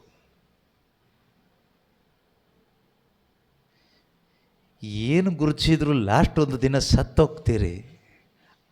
ನಿಮ್ಗೊಂದು ಪ್ರಶ್ನೆ ಕೇಳ್ತೀನಿ, ಕರೆಕ್ಟಾಗಿ ಹೇಳಬೇಕು. ಈಗ ಫಾರ್ ಎಕ್ಸಾಂಪಲ್ ನಂದೇ ತಗೊಳ್ತೀನಿ. ನಾನು ದೊಡ್ಡ ಸಾಧನೆ ಮಾಡಿದೆ ಅಂತ ಇಟ್ಕೊಳ್ಳಿ. ಎಲ್ಲ ಕ್ಷೇತ್ರದಲ್ಲೂ ದೊಡ್ಡ ದೊಡ್ಡ ಸಾಧನೆ ಮಾಡಿದೆ. ಚರ್ಚಲ್ಲಿ ದೊಡ್ಡ ಸಾಧನೆ ಮಾಡಿದೆ, ಮನೆಯಲ್ಲಿ ದೊಡ್ಡ ಸಾಧನೆ ಮಾಡಿದೆ. ದೊಡ್ಡ ಮನೆ ಕಟ್ಟಿದೆ, ಒಂದು 10 ಫ್ಲೋರ್ ಮನೆ ಕಟ್ಟಿದೆ. ಅಲ್ಲೂ ದೊಡ್ಡ ಸಾಧನೆ, ಊರಲ್ಲೇ ದೊಡ್ಡ ಸಾಧನೆ ಮಾಡಿದೆ. ನಾನು ಕೆಲಸ ಮಾಡೋ ಜಾಗದಲ್ಲಿ ತುಂಬ ದೊಡ್ಡ ಸಾಧನೆ ಮಾಡಿದೆ. ಚರ್ಚಲ್ಲಿ ದೊಡ್ಡ ಸಾಧನೆ ನಂದೆ. ಯಾಕೆಂದರೆ ಚರ್ಚ್ ಬಿಲ್ಡಿಂಗಿಗೆ ಪೂರ್ತಿ ಜಮೀನು ಕೊಟ್ಟಿದ್ದು ನಾನೇ, ಇಟ್ಟಿಗೆ ಕೊಟ್ಟಿದ್ದು ನಾನೇ, ಗಂಟೆ ಬಾರಿಸಿ ಅಂತ ಗಂಟೆ ಕೊಟ್ಟಿದ್ದು ನಾನೇ. ಓಕೆನಾ? ಸೊ ಅಲ್ಲೂ ದೊಡ್ಡ ಸಾಧನೆ ಮಾಡಿದೆ, ಮನೆಯಲ್ಲೂ ದೊಡ್ಡ ಸಾಧನೆ ಮಾಡಿದೆ. ಕುಟುಂಬದಲ್ಲಿ ಅಮಂಗ್ ದ ಫ್ಯಾಮಿಲಿ ಮೆಂಬರ್ಸ್ ದೊಡ್ಡ ಸಾಧನೆ. ಕೆಲಸ ಮಾಡೋ ಜಾಗದಲ್ಲಿ ದೊಡ್ಡ ಸಾಧನೆ. ಎಲ್ರಿಗೂ ಡ್ರಿಂಕ್ಸ್ ಕೊಟ್ಟು, ಪಾರ್ಟಿ ಕೊಟ್ಟು, ಮಜಾ ಮಾಡಿಸಿ, ಸಿಕ್ಕವರಿಗೆಲ್ಲ ಕೊಟ್ಟಿದ್ದು ಪಜಾ ಮಾಡಿಸಿದ್ದೆ. ಅಲ್ಲೂ ದೊಡ್ಡ ಸಾಧನೆ ನಂದೆ. ಎಲ್ಲ ಕಡೆ ದೊಡ್ಡ ಹೆಸರು ಮಾಡಿದೆ. ಫಾರಿನಿಗೆ ಹೋಗಿ ಓದಿದ್ದಾಯ್ತಾ, ಅಲ್ಲಿ ಡಬಲ್ ಡಿಗ್ರಿ ತೊಗೊಂಡು ಇಲ್ಲಿ ಇಂಡಿಯಾಕ್ಕೆ ಬಂದೆ. ಊರಲ್ಲಿ ಯಾರೂ ಇಲ್ಲ ಅಂಥ ಡಿಗ್ರಿ ತೊಗೊಂಡು ಬಂದವರು. ಒಂದಿನ ಸತ್ತೇ ಹೋಗ್ಬಿಟ್ಟೆ. ನನ್ನ ಮಲಗಿಸ್ಬಿಟ್ರು. ಏನು ಅಂತ ಕರೀತಾರೆ?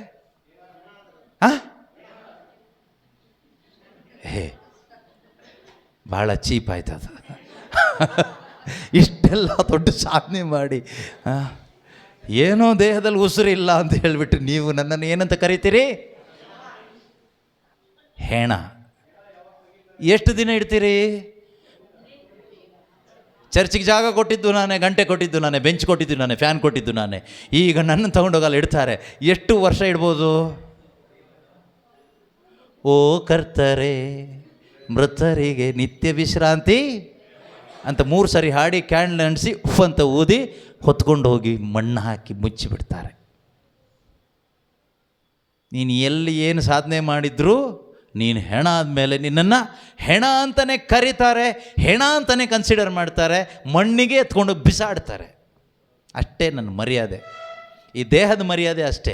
ಈ ದೇಹದ ಮಹಿಮೆಗೋಸ್ಕರ ಏನೆಲ್ಲ ಸುಳ್ಳು ಹೇಳ್ತೀವಿ, ಏನೆಲ್ಲ ಕಪಟತನ ಮಾಡ್ತೀವಿ, ಎಷ್ಟು ಪ್ರಾರ್ಥನೆ ಮಾಡ್ತೀವಿ, ಎಷ್ಟು ಉಪವಾಸ ಮಾಡ್ತೀವಿ, ಏನೆಲ್ಲ ಹೋರಾಟ ಮಾಡ್ತೀವಿ, ಫಾರಿನ್ಗೆಲ್ಲ ಹೋಗ್ತೀವಿ ಸಾಲ ಮಾಡ್ಕೊಂಡು, ಏನೇನೋ ಮಾಡ್ತೀವಿ. What A foolishness it is. ಅದಕ್ಕೆ ಉಪದೇಶಕ ಕೇಳೋದು. ಉಪದೇಶಕ 1ನೇ ಅಧ್ಯಾಯ 3ನೇ ವಾಕ್ಯದಲ್ಲಿ, ಒಬ್ಬ ಮನುಷ್ಯ ಪ್ರಪಂಚದಲ್ಲಿ ಮಾಡುವ ಪ್ರಯತ್ನದಿಂದ ಅವನಿಗೆ ಸಿಗುವ ಲಾಭ ಏನು? ವ್ಯರ್ಥ. ಆಮೇಲೆ ಇಲ್ಲಿ ಹೆಣನೇ, ಇನ್ನೇನು ವ್ಯರ್ಥ. ನಾವು ಈ ಹೆಣ ಆಗೋ ಈ ದೇಹಕ್ಕೆ ಶೃಂಗಾರ ಮಾಡ್ತೀವಿ ಕೂತ್ಕೊಂಡು. ಎಷ್ಟೆಲ್ಲ ಶೃಂಗಾರ. ಅದಕ್ಕೆ ಎಜುಕೇಷನ್ ಅಂತೆ, ಅದಕ್ಕೆ ಮ್ಯಾರೇಜ್ ಅಂತೆ, ಆ ಮ್ಯಾರೇಜ್ಗೆ ಇಷ್ಟು ಹಣ ಖರ್ಚಂತೆ, ಅದಕ್ಕಿಷ್ಟು ಮೇಕಪ್ ಅಂತೆ, ಅದಕ್ಕೆ ಇಷ್ಟು ಕಾಸ್ಟ್ಲಿ ಬಟ್ಟೆ, ಬ್ರ್ಯಾಂಡೆಡ್ ಬಟ್ಟೆ ಅಂತೆ, ಆ ಹೆಣಕ್ಕೊಂದು ಬ್ರ್ಯಾಂಡೆಡ್ ಶೂ ಅಂತೆ, ಇಂಪೋರ್ಟೆಡ್ ಕೋಟ್ ಅಂತೆ. ಎಲ್ಲ ಹಾಕಿ ಮಲಗಿಸಿದ್ರು ಹೇಳೋದೇನು? ಹೆಣ. ಡೈಮಂಡ್ ರಿಂಗ್ ಅಂತೆ. ಛೇ, ವಾಟ್ ಎ ಫೂಲಿಶ್ನೆಸ್ ಅಲ್ವಾ? ಈ ಫೂಲಿಶ್ನೆಸ್ಸಿಂದ ಹೊರಗೆ ಬರಬೇಕಾದ್ರೆ ಏನು ಮಾಡಬೇಕು? You shall know the truth and the truth will set you free. ನೀವು ಸತ್ಯವನ್ನು ಅರಿತುಕೊಳ್ಳಿರಿ. ಸತ್ಯ ಯಾರು? ಯೇಸು. Jesus came to set you free. ಯೇಸು ಬಂದಿದ್ದು ನಮ್ಮಂಥವ್ರನ್ನ, ನಮ್ಮಂಥ ಮೂರ್ಖರನ್ನು, ನನ್ನಂಥ ಮೂರ್ಖನನ್ನು, ನನ್ನಂಥ ಮುಟ್ಟಾಳನನ್ನು ಬಿಡುಗಡೆ ಮಾಡಲಿಕ್ಕೋಸ್ಕರ, ಅರ್ಥ ಮಾಡಿಸ್ಕೊಡ್ಲಿಕ್ಕೋಸ್ಕರ. ನೀನು ಏನು ಮಾಡಿದ್ರು ಅಷ್ಟೇ, ಒಂದು ದಿನ ನಿನ್ನನ್ನು ಕರೆಯೋದು ಹೆಣ ಅಂತಾನೆ. ಬೇಗ ಎತ್ರಿ, ಹೆಣ ಕೊಳ್ತು ಹೋಗ್ತಾ ಇದೆ ಅಂತ ಹೇಳ್ತಾರೆ.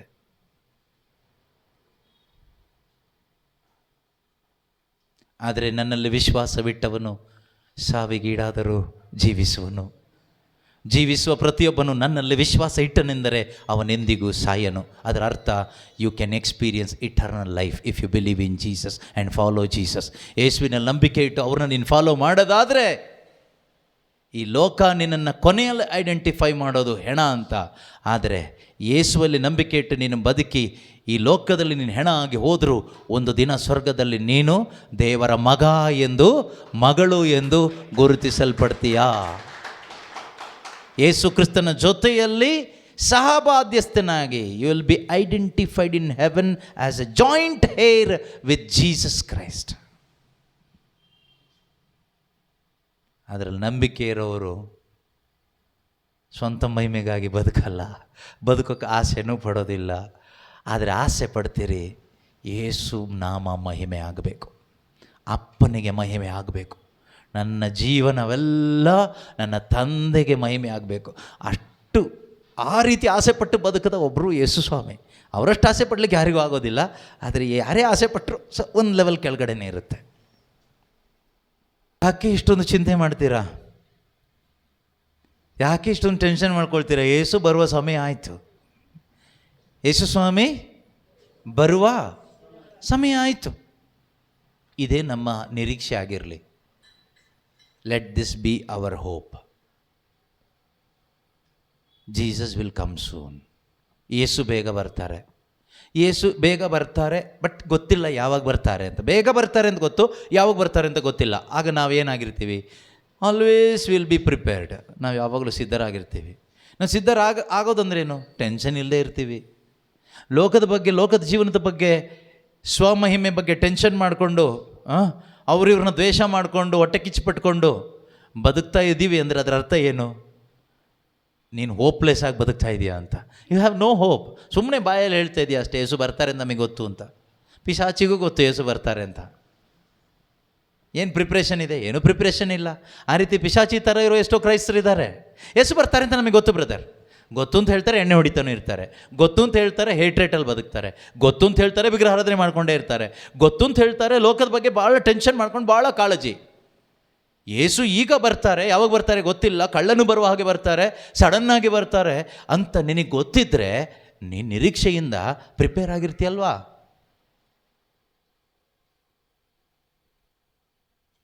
ನಮ್ಮನ್ನೇ ನಾವು ಸಿದ್ಧಪಡಿಸ್ಕೋಬೇಕು. ಯಾತಕ್ಕೋಸ್ಕರ ಅಂದರೆ to meet the Lord of glory.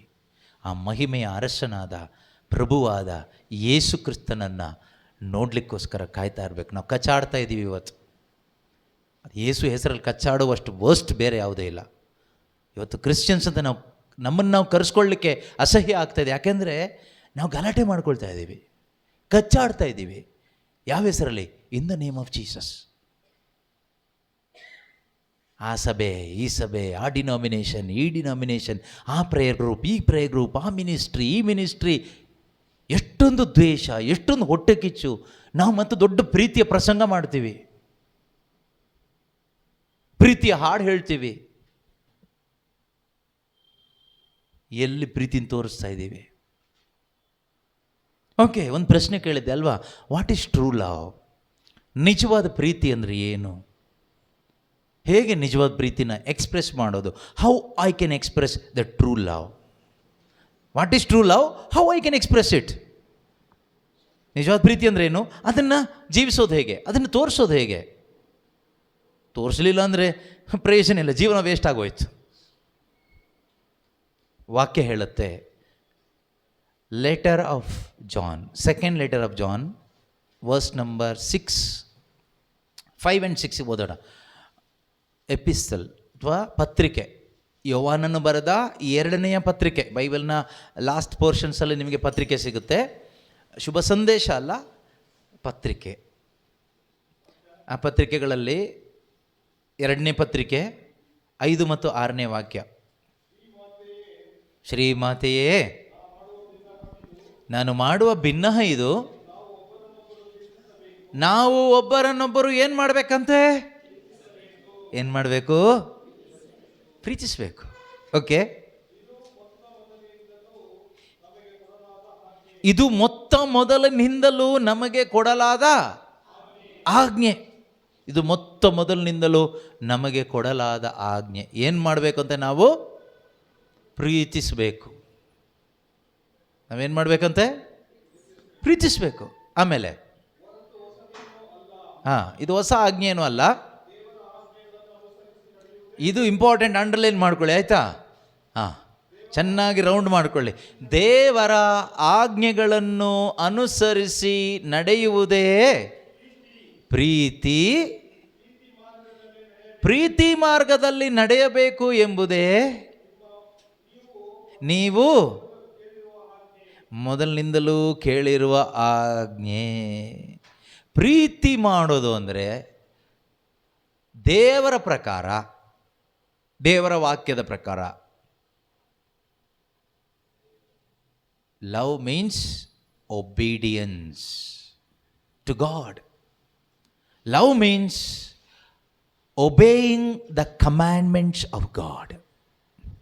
What is love ಅಂತ ಯಾರಾದರೂ ಕೇಳಿದರೆ ಒಬ್ಬ ಕ್ರೈಸ್ತ ವಿಶ್ವಾಸಿಗೆ ಹೇಳಲಿಕ್ಕೆ ಉತ್ತರ ಇಷ್ಟೇ ಇರೋದು. ಬೈಬಲಲ್ಲಿ 2nd letter of John verse 6 ಒಂದೇ ಅಧ್ಯಾಯ ಇರೋದು. Second John verse number 5 and 6. What is love ಅಂತ ಕೇಳಿದರೆ, love is the commandment of god and obeying the commandment of god.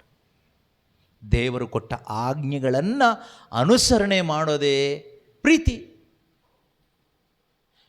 ಪ್ರತಿಯೊಂದು ವಿಷಯದಲ್ಲೂ ದೇವರ ಆಜ್ಞೆ ಇದೆ ನಮಗೆ. ಗಂಡ ಹೆಂಡತಿ ಹೇಗೆ ಬದುಕಬೇಕು, ವಾಟ್ ಇಸ್ ದ ಕಮಾಂಡ್ಮೆಂಟ್.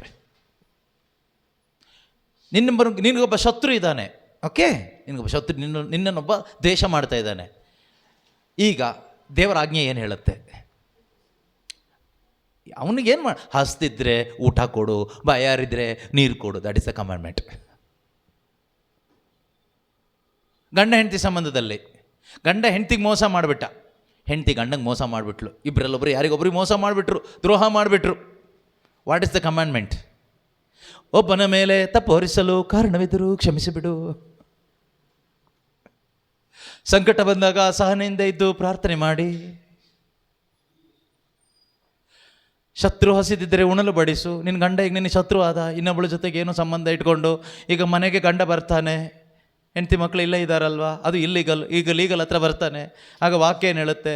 ಶತ್ರು ಆಗಿರುವ ಗಂಡ ಈಗ ಶತ್ರು ಆಗಿಬಿಟ್ಟಿದ್ದಾನೆ, ಈಗ ಬಂದು ಊಟಕ್ಕೆ ಕೂತ್ಕೊಂಡಿದ್ದಾನೆ ಕೈ ತೊಳ್ಕೊಂಡು. ಶತ್ರು ಹಸಿದಿದ್ದರೆ ಊಟಕ್ಕೆ ಬಡಿಸು. That is love.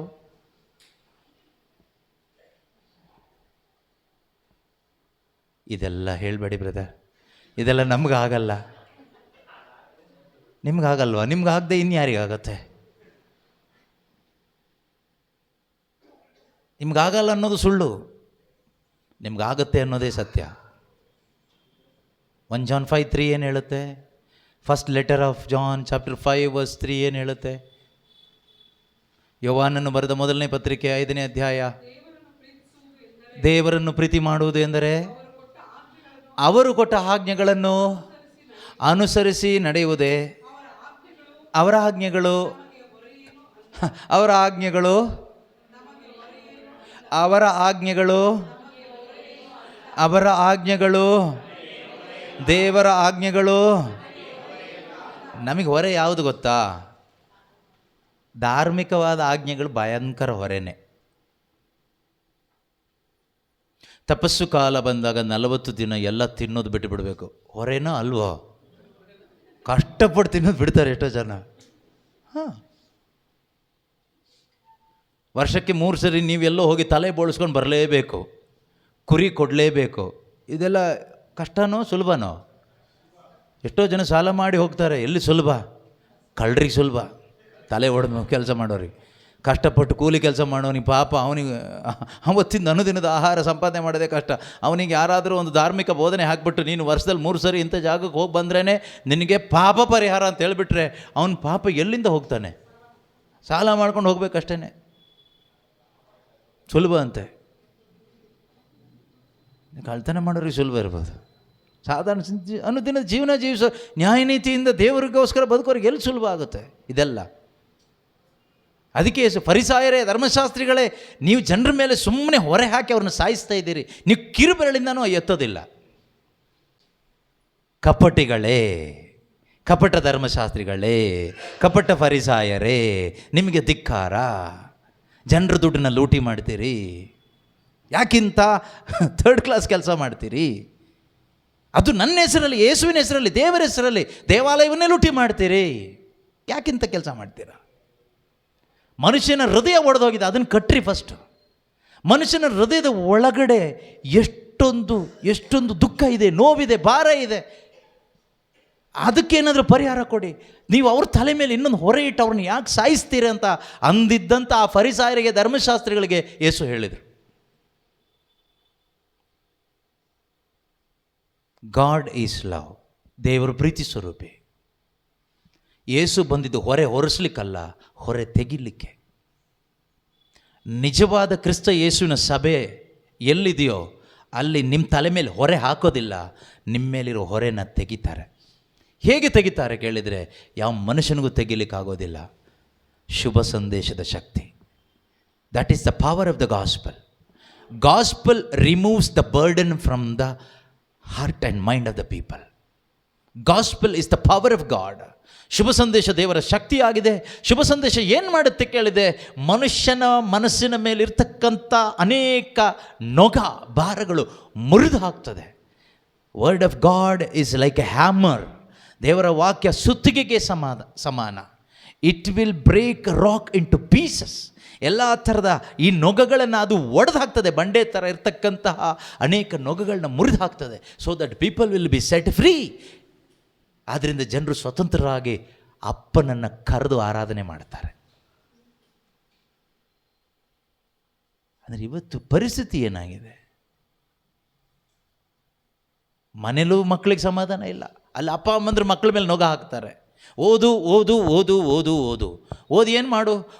ಓದಿ ಸ್ಟಡಿ ಮಾಡಿ ದುಡ್ಡು ಮಾಡು. ದುಡಿ ದುಡ್ಡು ಮಾಡು. ಎಲ್ಲ ದುಡ್ಡು ತಗೊಂಡು ಎಲ್ಲಿಗೆ ಹೋಗ್ತೀಯಲ್ಲ ಅಷ್ಟಿಗೆ? ಯೋಬ ಹೇಳ್ತಾನೆ, ಬರೀ ಕೈಯಲ್ಲಿ ಬಂದೆ ತಾಯಿಯ ಗರ್ಭದಿಂದ, ಬರೀ ಕೈಯಲ್ಲಿ ಹೋಗ್ತೀನಿ ಇಲ್ಲಿಂದ ಅಂತ. ನಿಮ್ಮಲ್ಲಿ ಯಾರಾದರೂ ಏನಾದರೂ ಹೊತ್ಕೊಂಡು ಹೋಗೋರು ಇದ್ರೆ ಕೈ ಎತ್ತಿ ನೋಡೋಣ. ಮತ್ತು ಯಾಕೆ ಮಕ್ಕಳ ಮೇಲೆ ಅಷ್ಟೊಂದು ಪ್ರೆಷರ್ ಆಗ್ತೀರಾ? ಚಿಕ್ಕ ಪ್ರಾಯದಲ್ಲಿ ಅವ್ರು ಎಲ್ಲೋ ಈ ಸೈಕಲ್ ಟೈರ್ ಓಡಿಸ್ಕೊಂಡು ಆಟ ಆಡೋಕೆ ಬಿಡಿ. ಅವರಿಗೆ ಅವ್ರ ಕೈಯಲ್ಲಿ ಕಂಪ್ಯೂಟರ್ ಕೊಟ್ಬಿಟ್ಟು ಇದು ಒತ್ತು ಅದು ಕಲಿ ಅಂತ ಅವ್ರ ತಲೆನ ಹಾಳು ಮಾಡಿ ಲಾಸ್ಟಿಗೆ ಅವರು ಡ್ರಗ್ಸ್ಗೆ ಅಡಿಕ್ಟ್ ಆಗೋ ಹಾಗೆ ಮಾಡೋದು ಯಾರು? ನೀವೇ. ಆಮೇಲೆ ನನ್ನ ಮಗ ಫಾರಿನಿಗೆ ಹೋಗಿ ಡ್ರಗ್ಸ್ಗೆ ಅಡಿಕ್ಟ್ ಆಗಿಬಿಟ್ಟ ಬ್ರದರ್, ಪ್ರಾರ್ಥನೆ ಮಾಡಿ. ಏನಂತ ಪ್ರಾರ್ಥನೆ ಮಾಡಬೇಕು? ಈ ಅಪ್ಪ ಅಮ್ಮನ ತಲೆ ಸರಿಯಾಗಲಿ ಅಂತ ಪ್ರಾರ್ಥನೆ ಮಾಡಬೇಕು. ಆ ಮಗನ ಹಾಳು ಮಾಡಿದಾರಲ್ಲ, ಆ ಮಗಳನ್ನ ಹಾಳು ಮಾಡಿದಾರಲ್ಲ. ಮನೇಲಿ ಇದ್ದಿದ್ರೆ ಆಗ್ತಾ ಇರಲಿಲ್ವಾ? ಮನೆ ಪಕ್ಕದಲ್ಲಿ ಸರ್ಕಾರ ಗೌರ್ಮೆಂಟ್ ಸ್ಕೂಲ್ ತಂದುಕೊಡ್ತು, ಗೌರ್ಮೆಂಟ್ ಶಾಲೆ ತಂದುಕೊಡ್ತು. ಸಾಲದಕ್ಕೆ ನೀನು ಇಲ್ಲಿಂದ ಅಲ್ಲೆಲ್ಲೋ ಕಳಿಸ್ತೆ, ಸಿಟಿಗೆ ಕಳಿಸ್ತೆ. ಸಿಟಿಲಿ ಓದಿದ್ರೆ ಒಂದು ಮರ್ಯಾದೆ ಇರುತ್ತೆ ಅಂತ ನಿನ್ನ ಮರ್ಯಾದೆ ತೆಗೆದು ಬಂದ. ಈಗ ಗೌರ್ಮೆಂಟ್ ಸ್ಕೂಲಲ್ಲಿ ಇದ್ದಿದ್ರೆ ದಿನ ಮನೆಗೆ ಹೋಗಿ ಮನೆ ಬರ್ತಾಯಿದ್ದ. ಅಲ್ಪ ಸ್ವಲ್ಪ ಕೆಲಸ ಮಾಡೋಕ್ಕೂ ಜೊತೆಗಿರ್ತಾ ಇದ್ದ. ಹೆಣ್ಮಕ್ಳು ಜೊತೆಗಿಲ್ಲ, ಅಮ್ಮಂಗೆ ಹೆಲ್ಪ್ ಮಾಡೋಕ್ಕೆ ಇರ್ತಾ ಇದ್ಲು. ಈಗ ಅಲ್ಲಿ ಹೋಗಿ PG ಕಳಿಸ್ದೆ, ಅವಳೋಗಿ ಇನ್ನೊಬ್ಬನ ಜೊತೆಗೆ ಲಿವಿಂಗ್ ಟುಗೆದರಲ್ಲಿ ಎಲ್ಲೋ ಇದ್ದಾಳೆ. ಆಮೇಲೆ ಮದುವೆ ಆಗ್ಲಿಕ್ಕೆ ಬರ್ತಾಳೆ. ಮದುವೆ ಆಗ್ಲಿಕ್ಕೆ ಬಂದಾಗ ಕೆಲವೊಂದು ಪ್ರಚಾರ ಹೊರಗೆ ಬರುತ್ತೆ, ಆಗ ಡೈವರ್ಸ್ ಆಗುತ್ತೆ. ಪ್ರೇಯರ್ಲಿರೋ ಕುಟುಂಬ ಡೈಲಿ ಚರ್ಚಿಗೆ ಹೋಗ್ತಾರೆ, ಆಯಿತಾ? ಎಲ್ಲ ನಾಟಕ ಮಾಡಿ ಪ್ರಯೋಜನ ಇಲ್ಲ. ದೇವರ ಆಜ್ಞೆಗಳನ್ನು ಅನುಸರಿಸಬೇಕು. ದೇವರ ಆಜ್ಞೆ ಹೊರೆ ಯಾರಿಗೂ ಯಾರಿಗೂ ಹೊರೆ ಇಲ್ಲ. ₹1 ಖರ್ಚಿಲ್ಲ, ಆಯಿತಾ? ದೇವರ ಆಜ್ಞೆ ಅನುಸರಿಸ್ಲಿಕ್ಕೆ ₹1 ಖರ್ಚಾಗೋದಿಲ್ಲ. ನಿನ್ನ ಸ್ವಾರ್ಥ ಸಾಯಿಸಬೇಕು ಅಷ್ಟೇ. ಅದಕ್ಕೆ ಯೇಸು ಹೇಳಿದ್ದು, if you want to follow me deny yourself. ನೀನು ನನ್ನನ್ನು ಫಾಲೋ ಮಾಡಬೇಕಾ? ನಿನ್ನನ್ನೇ ನೀನು ಪರಿತ್ಯಜಿಸು.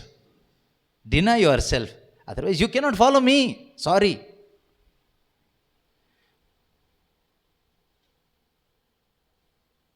ಚರ್ಚಿಗೆ ಯಾರಾದರೂ ಬಂದು ನಾನು ಯೇಸುನ ಫಾಲೋ ಮಾಡಬೇಕು, ಕ್ರಿಶ್ಚಿಯನ್ ಆಗಬೇಕು ಅಂದರೆ ಏನು ಹೇಳ್ತೀವಿ? ನೀನು ಹೋಗಿ ಪ್ರಾರ್ಥನೆ ಎಲ್ಲ ಕಲ್ತ್ಕೊಂಡು ಬಾ, ಆಮೇಲೆ ಒಂದು ಅಫಿಡವಿಟ್ ಮಾಡ್ಕೊಂಡು ಬಾ, ಪ್ರಾರ್ಥನೆ ಎಲ್ಲ ಕಲ್ತ್ಕೊಂಡು ಬಾ, ಆಮೇಲೆ ನಾವು ಸೇರಿಸ್ಕೋತೀವಿ ಅಂತೀವಿ. ಏನು ಪ್ರಯೋಜನಕ್ಕೆ? 5 ಪೈಸೆ ಪ್ರಯೋಜನ ಇಲ್ಲ. ಯೇಸು ಏನು ಹೇಳಿದರು? ನಾನು ನಿಮ್ಮನ್ನ ಫಾಲೋ ಮಾಡ್ತೀನಿ ಅಂದಾಗ deny yourself and come. ಒಬ್ಬರು ಬಂದಿಲ್ಲ, ಯಾಕೆಂದರೆ ಆಗಲ್ಲ. ಅದಕ್ಕೆ ಯೇಸು ನಮಗೋಸ್ಕರ ಪವಿತ್ರಾತ್ಮರನ್ನ ಕಳಿಸ್ಕೊಟ್ಟಿದ್ದು. People can not follow Jesus by their own strength and ability, but you can follow Jesus only by the power of the Holy Spirit. ಆ ಪವಿತ್ರಾತ್ಮರನ್ನ ನಮಗೆ ಕೊಟ್ಟಿದ್ದೆ ಅವ್ರನ್ನ ಫಾಲೋ ಮಾಡಲಿಕ್ಕೆ, ಯೇಸುವನ್ನು ಫಾಲೋ ಮಾಡಲಿಕ್ಕೆ. ದೇವರ ಆಜ್ಞೆನ ಅನುಸರಿಸಲಿಕ್ಕೆ ನಮ್ಗೆ ಆಗೋದಿಲ್ಲ. ನಾನು ಅವಾಗ ಹೇಳಿದ್ನಲ್ವಾ, ಈ ಪ್ರಪಂಚದಲ್ಲಿ ಯಾವ ಗಂಡಂಗಾಗುತ್ತೆ, ಯಾವ ಹೆಂಡ್ತಿಗಾಗುತ್ತೆ? ಗೊತ್ತಿದ್ದು ತನ್ನ ಗಂಡ ಅಥವಾ ಹೆಂಡತಿ ತಪ್ಪಲ್ಲಿ ಬದುಕ್ತಾ ಇದ್ದಾನೆ, ಇನ್ನೊಬ್ಬರ ಜೊತೆಗೆ ಅನೈತಿಕ ಸಂಬಂಧದಲ್ಲಿ ಇದ್ದಾನೆ ಅಂತ ಗೊತ್ತಿದ್ದು ಅವನು ಬಂದು ಮುಂದೆ ಕುಳಿತುಕೊಂಡಾಗ, ಅವಳು ಬಂದು ಮುಂದೆ ಕುಳಿತುಕೊಂಡಾಗ ಪ್ರೀತಿಯಿಂದ ಊಟ ಹಾಕ್ಲಿಕ್ಕೂ, ಪ್ರೀತಿಯಿಂದ ಜೊತೆಗೆ ಹೋಗಿ ಮಲ್ಕೊಳ್ಳಿಕ್ಕೂ ಯಾವನಿಗಾಗುತ್ತೆ, ಯಾವಳಿಗಾಗುತ್ತೆ? ಆಗಲ್ಲ. ಆದರೆ ಒಂದು ಹೇಳ್ತೀನಿ, ನಿನ್ನೊಳಗಡೆ ದೇವರ ಆತ್ಮರಿದ್ದರೆ, ಪರಿಶುದ್ಧಾತ್ಮರಿದ್ದರೆ, you can do impossible things. ಮಾನವನಿಗೆ ಅಸಾಧ್ಯವಾದದ್ದು ನಿನ್ನಿಂದ ಮಾಡಲಿಕ್ಕಾಗತ್ತೆ. ಆದರೆ ನೀನು ಮಾಡುವ ಆ ಪ್ರೀತಿ ಕಾರ್ಯ ಇದೆಯಲ್ವಾ, that will break that demonic power in your husband or wife. He will be transformed into the image of Jesus Christ. You will get back him or her. ನೀನು ಅವಳನ್ನ ವಾಪಸ್ ಪಡ್ಕೋಬೋದು, ಅವನನ್ನು ವಾಪಸ್ ಪಡ್ಕೋಬೋದು. ಆದ್ದರಿಂದನೇ ಪವಿತ್ರಾತ್ಮರು ಬೇಕು ಪ್ರತಿಯೊಬ್ಬ ಗಂಡ ಹೆಂಡ್ತಿಗೂ, ಪ್ರತಿಯೊಬ್ಬ ತಂದೆ ತಾಯಿಗೂ, ಪ್ರತಿಯೊಬ್ಬ ಮನುಷ್ಯನಿಗೂ ಹೋಲಿ ಸ್ಪಿರಿಟ್ ಬೇಕು. If you want to remain in Christ and bring glory to Father, bearing much fruit, we must need the Holy Spirit. ಅದಕ್ಕೆ ಯೇಸು ಹೇಳಿದ್ದು, ask for the Holy Spirit. ಕೇಳಿರಿ ಪವಿತ್ರಾತ್ಮರಿಗಾಗಿ, ಕೊಡಲಾಗುವುದು.